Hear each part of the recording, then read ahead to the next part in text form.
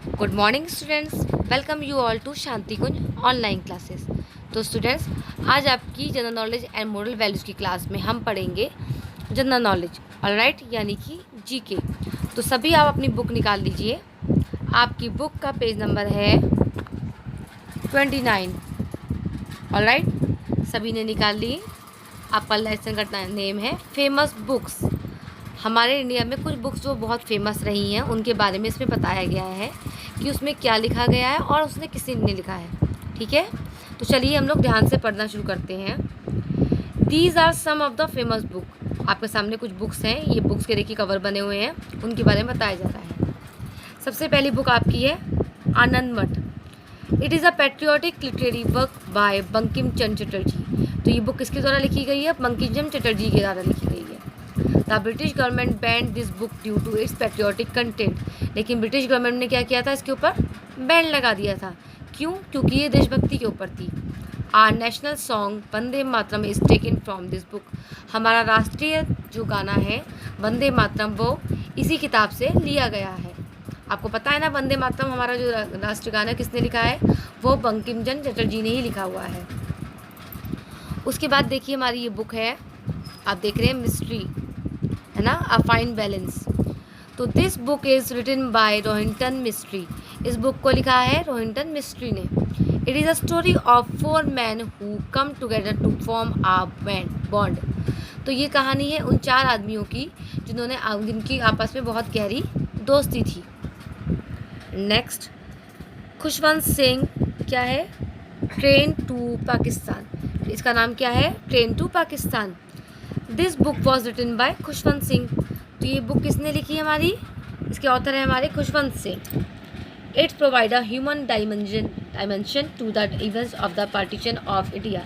इस बुक में हमारे जो पार्टीशन हुआ था, यानी बंटवारा हुआ था भारत का, उस समय के बारे में चर्चा की गई है। नेक्स्ट बुक देखिए आप लोग, है India wins freedom. It is an autobiography of Maulana Abdul Kalam Azad. तो ये हमारी मौलाना अब्दुल कलाम आज़ाद थे, उनके बारे में कहानी लिखी गई है, उनकी आत्मकथा के बारे में है। This book was translated into English by Humayun Kabir. तो इस बुक को इंग्लिश में किसने ट्रांसलेट किया है? हुमायूं कबीर ने किया है। It give us an account of India's freedom struggle and partition of the country. इस बुक में हमारे बंटवारे के बारे में जो क्या क्या संघर्ष हुए थे, क्या क्या चीज़ें उस समय हुई थी, उन सब के बारे में बताया गया है। नेक्स्ट बुक हमारी है the guide, R K Narayan. This novel was written by R K Narayan. ये नॉवल किसने लिखी है? आर के नारायण ने लिखी है।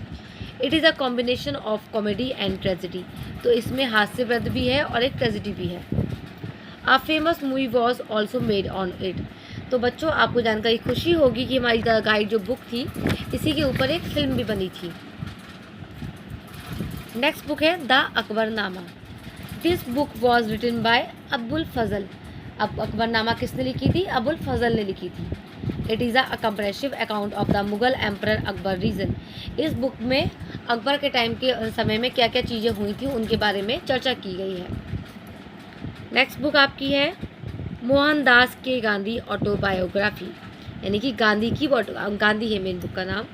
It is an autobiography of Mahatma Gandhi. ये महात्मा गांधी की आत्मकथा है। This book describes Gandhi ji success and failures and his fight against almost everything that challenges a human being. इस किताब में गांधी जी की जो सफलता थी, असफलता थी, उन सभी के बारे में लिखा गया है, जो उन्होंने देश को आज़ाद कराने के लिए, लोगों को एक अच्छा इंसान बनाने के लिए जो उनको परेशानी को सामना करना पड़ा, उन सभी के बारे में लिखा गया है। नेक्स्ट बुक है हमारी Gitanjali. This book is a collection of poems by Rabindranath Tagore. ये बुक हमारी किसके द्वारा लिखी गई है? रविंद्रनाथ टैगोर के द्वारा लिखी गई है, और उसमें क्या है? रविंद्रनाथ टैगोर के द्वारा लिखी गई कविताएं हैं। This book one him the Nobel prize for literature in 1913। इसी बुक की वजह से रविंद्रनाथ टैगोर को 1913 में नोबेल प्राइज़ मिला था। He became the first Indian to win this award. Bharat के वह पहले भारतीय थे जिसको कोई नोबेल प्राइज़ मिला था। तो बच्चों, आपको ये 2 तरीके से एग्ज़ाम में क्वेश्चन आ सकता है।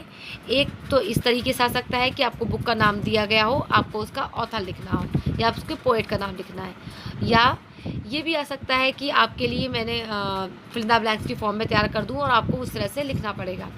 तो अभी आप कॉपी में चाहें तो सिर्फ एक तरफ आप लिखेंगे बुक्स और नेक्स्ट एक साइड में लिखेंगे ऑथर्स। तो आप वहाँ पे बुक का नाम जैसे आनंद मठ लिखा, उसके राइटर में आपने लिख दिया बंकिम चटर्जी, ठीक है।